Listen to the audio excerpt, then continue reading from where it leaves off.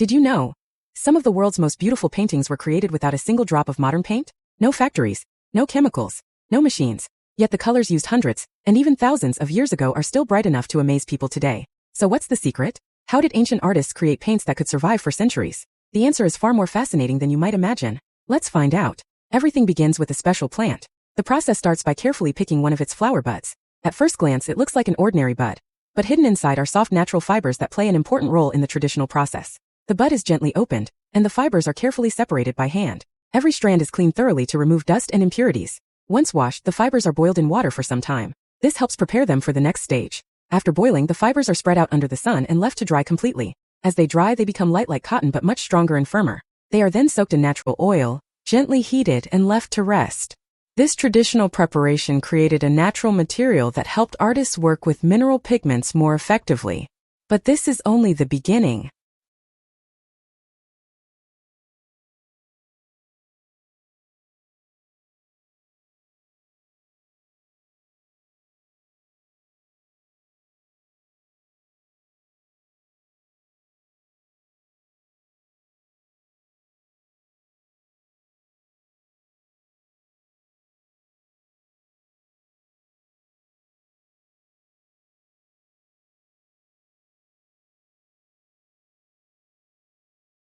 The real magic starts when the colors themselves are made.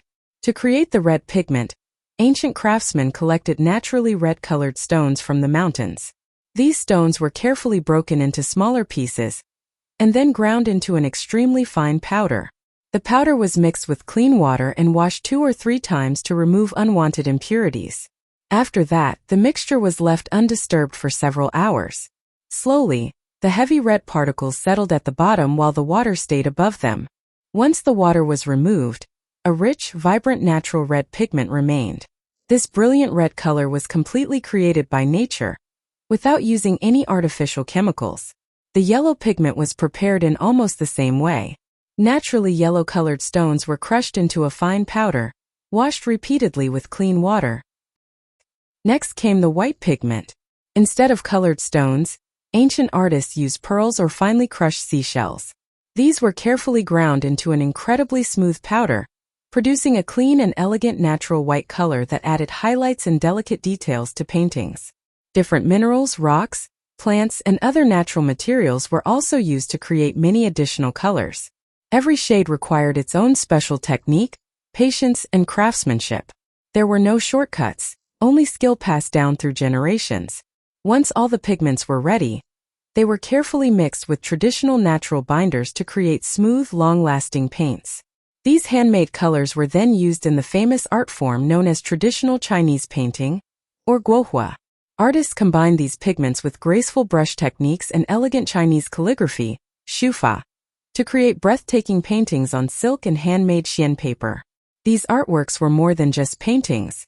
Every brushstroke represented harmony with nature, balance, patience, and centuries of artistic tradition. Mountains, rivers, flowers, birds, bamboo, and dragons were painted with incredible precision, while beautiful Chinese calligraphy was often added to complete the artwork. What makes these paintings truly extraordinary is that many of them still look stunning today. Even after hundreds or in some cases thousands of years, their colors remain vibrant. That is the power of natural minerals, traditional craftsmanship, and the remarkable knowledge of ancient artists. It's amazing to think that long before modern technology existed, people were already creating masterpieces using nothing more than stones, plants, pearls, water, and endless patience. If you enjoyed discovering this incredible ancient technique, don't forget to like this video, subscribe to the channel, and turn on the notification bell for more amazing facts and fascinating stories from history. Thanks for watching, and I'll see you in the next video.